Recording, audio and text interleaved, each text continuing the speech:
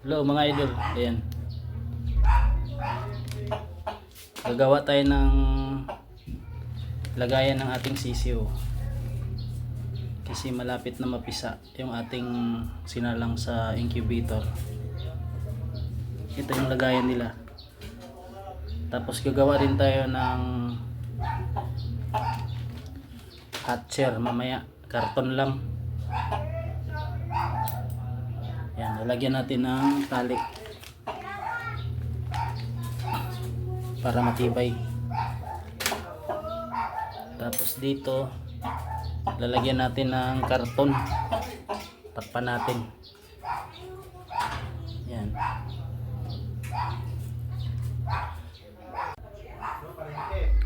Yung mga idol, ito pala yung tatay ng ating sisiw, Peruvian. Yan, Kalpara. Yan siya. Nasa kulang-kulang 4 na kilo yan. 7 months pa lang yan idol, oh. Wala pang tayo. Yan naman yung nanay, oh. Ito yung nanay.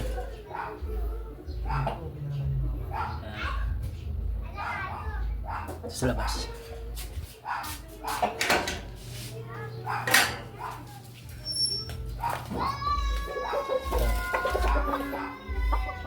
Yan yung nanay.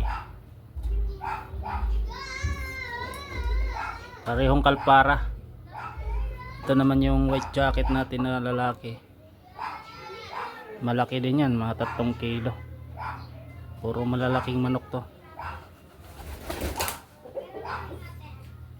Kinross din natin dyan. Kaya halo-halo na yung labas nyan.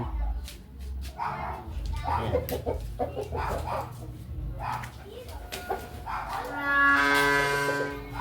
Yung pure na Kalpara Peruvian. Pinutulan ko ng buntot eh. Ayan, oh. Patubo pa lang yung buntot nyan. Trinay ko lang i-breed kung okay. Tiningnan ko naman yung itlog niya, may laman naman. Yan. 7 months pa lang. Pwede naman na sa breeding yung 7 months eh.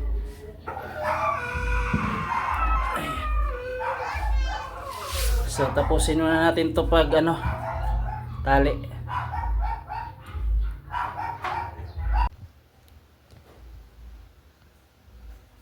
Ayan na mga idol, oh. Tapos na. Ayan. Lagayan natin ng sisiw. Sa taas na lang, kulang ng karton. Ayan. Okay, pwedeng buksan, oh. Singawan. May singawan, oh.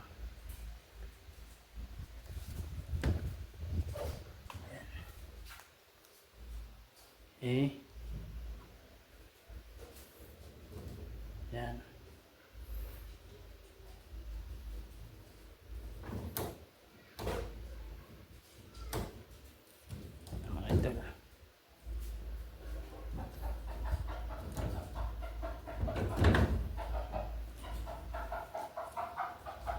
Ayan. Lalagyan pa natin dito sa taas ng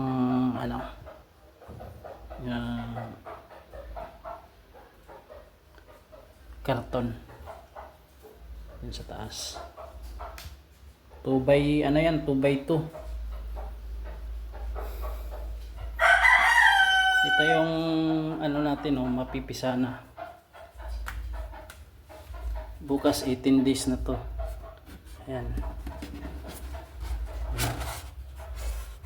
Itong 8 mapipisa 18 days na bukas, 8. Tapos ito kakasalang lang yung 8 rin, kakasalang lang yan. 8 na. Ito yung nabili natin sa Shopee na incubator, kaso nasira. Nakaisang gamit lang, sira na. Hindi na masit. Kaya ang ginawa ko, bumili na lang ako ng temperature controller. Yan. Tapos nilagyan ko na lang ng bumbilya. Yan. Bumili pa ako nito isa para gagawa tayo ng hot chair naman. Yan. Bumbilya na lang yan, idol. Yan. Dati kasi tubig yan eh. Tubig yan. Tapos malakas sa kuryente. Mas maganda pa yung bulb, mas matipid sa kuryente.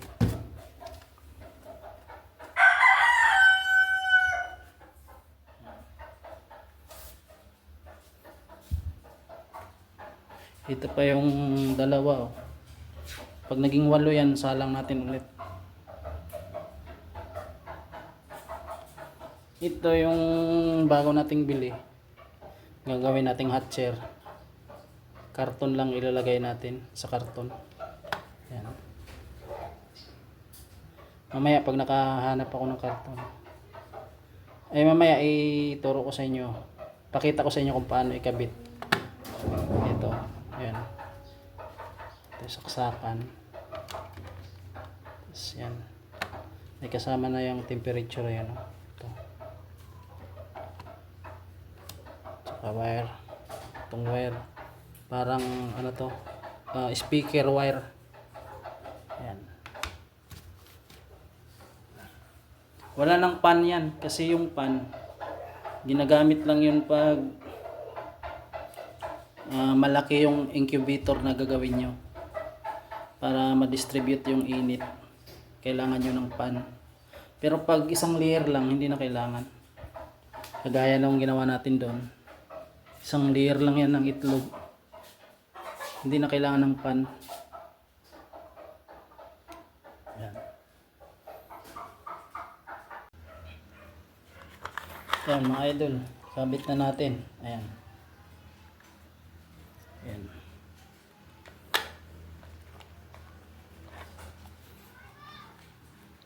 Medyo balatan lang to oh, para mahaba.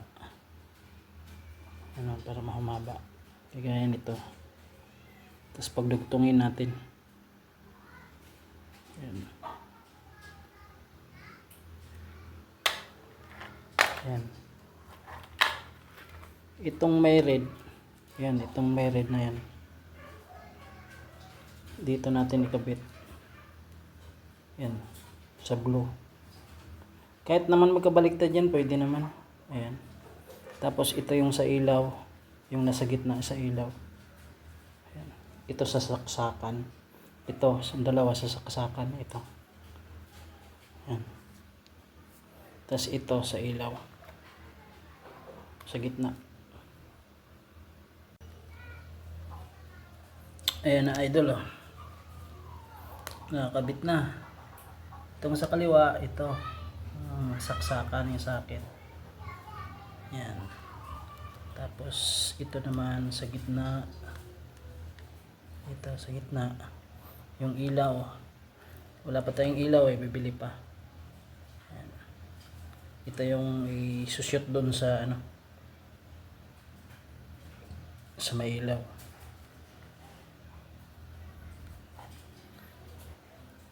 Kung gusto nyo rin lagyan ng pan, ito rin yun sa pan. Pagdugtungin nyo lang sa pan at saka sa ilaw. Yan. So, yan na, tapos na. Ito. Meron na tayong, ito yung gagawin nating ano, hot chair. Yan. Para siya, dyan yan siya. Bukas. Ayusin natin yung bukas. Wala pang ilaw eh. Wala ring scotch tape, packaging tape.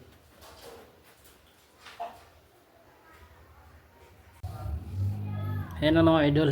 Naayos na natin yung ating hot chair oh. Ang gamit nating bumbilya dyan, ano, 25 watts. Tapos ayan. Ang settings niyan ano, 36.5 to 37. Ayan. Karton lang yan, idol. Tapos tatakpan ng damit.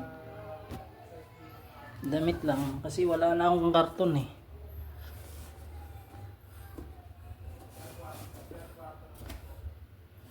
Ay ano na pala to, 50 watts pala to ang gamit ko nito. Nandun pala yung 25 watts, pinagpalit ko kasi ang tagal uminit eh. May butas kasi to eh, ayan o, may mga butas. Ayan. Ito yung hot share natin yan. 18 days na ngayon yung ating itlog, 6 na piraso. Ay, 8. So, ilublob na natin to sa tubig. Ayan. Kuha tayong lagayan. Wait lang, kuha akong lagayan. Ayan, idol. Tanggalin na natin itong 8 piraso. Ayan. Lublob na natin sa tubig para sa malakas mapisa, mabilis, hindi sila maipit sa shell. Ito. Ayan. 8 piraso. Ito yung tubig ito. Lublob natin sa tubig. Ayan. Ayan lang.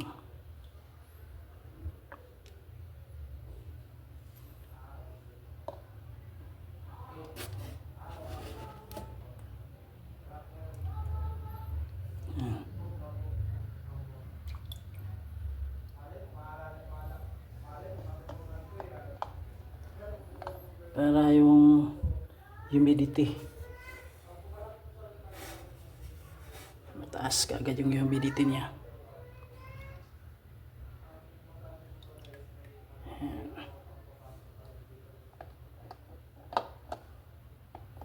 Tapos ilipat natin sa hot chair.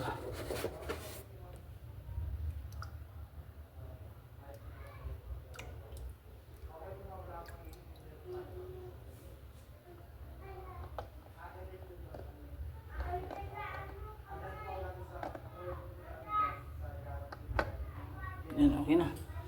5 na lang to, kinandling ko to kahapon eh. 3 walang laman. Yan, 5 na lang natira.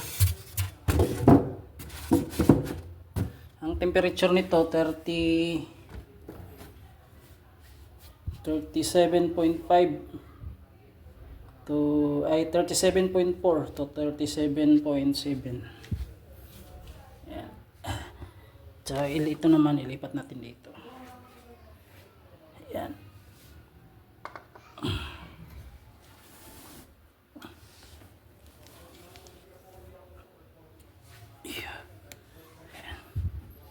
Natin dito.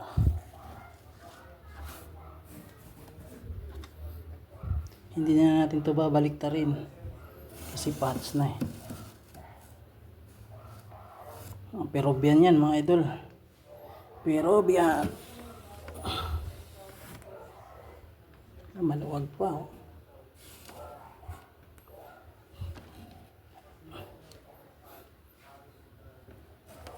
Magkalayo sila.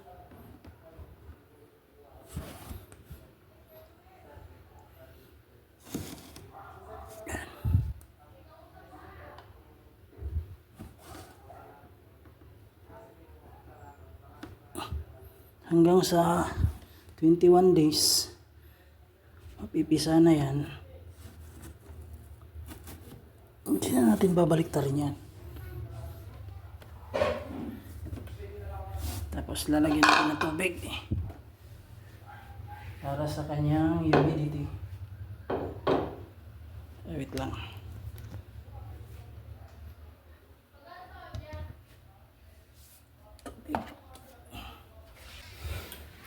Yan na idol. Tubig nasa ano lang, platito. Yan. Hindi na natin gagalawin yan hanggang sa 21 days. 3 araw hanggang sa mapisa na siya. Yan.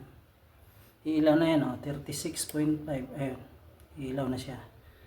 Pagdating naman ng 37, mamamatay siya. Ayan.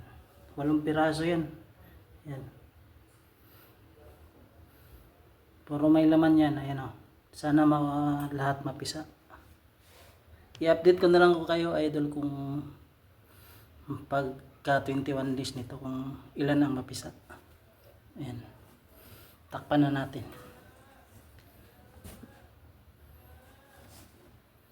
Ano lang to, damit lang. May maghanap akong karton. Palitan ko ng karton yan. Yan. Ito naman, liliman na lang. Lagyan natin dito.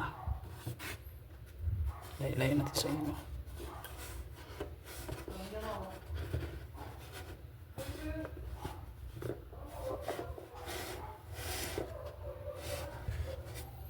Limang piraso.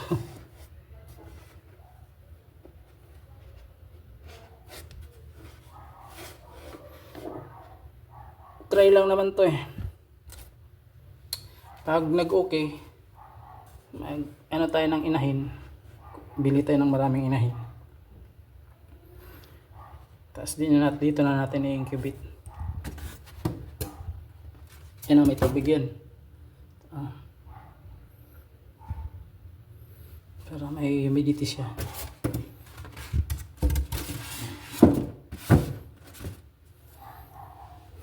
So, dyan muna, idol. Update na lang.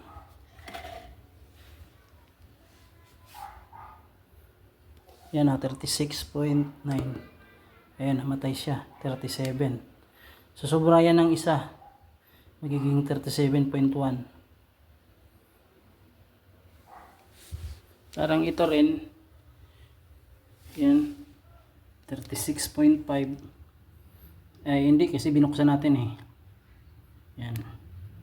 Nakailaw siya. Kasi hindi pa niya na-reach yung 37.7. Pag nag 37.7 na yan, mamamatay na yan. Ayan. Tingnan natin. Ayan.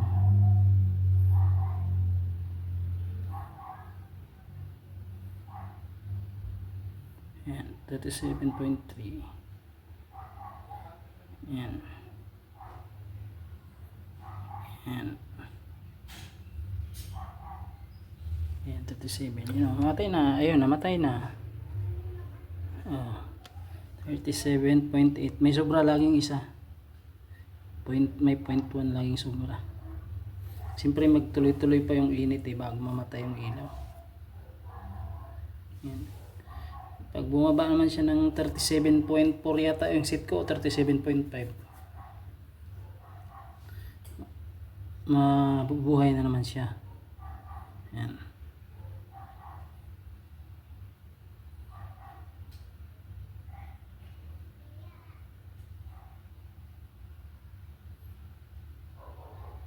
Ayan. 37.4. Ilaw yan. Ayun, namilaw. Ayan, namilaw. Ito, mabilis lang tong minute kasi nga wala siyang singawan eh. Kaya mabilis. Kaya pwede lang gawin 25 watts ang gamitin nyo dito. Pero pag may karton lang, kagaya nyan, matagal uminit kasi may singaw eh. Kailangan din natin may singaw yan eh, kasi nga pag napisa na yung sisi, wala siyang ventilation, wala siyang hangin, mamamatay. Kaya kailangan may singawan din.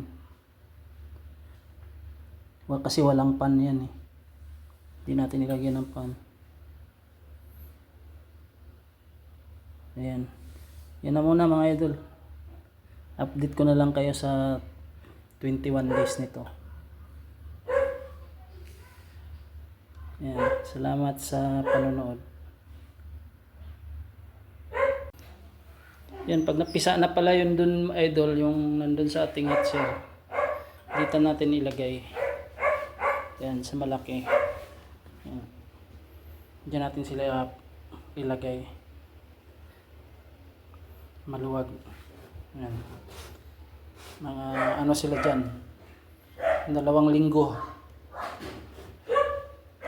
Pag may mga balahibon, ilabas na natin. Pwede na natin ito i-ano sa labas. Yan. May ventilation din yan.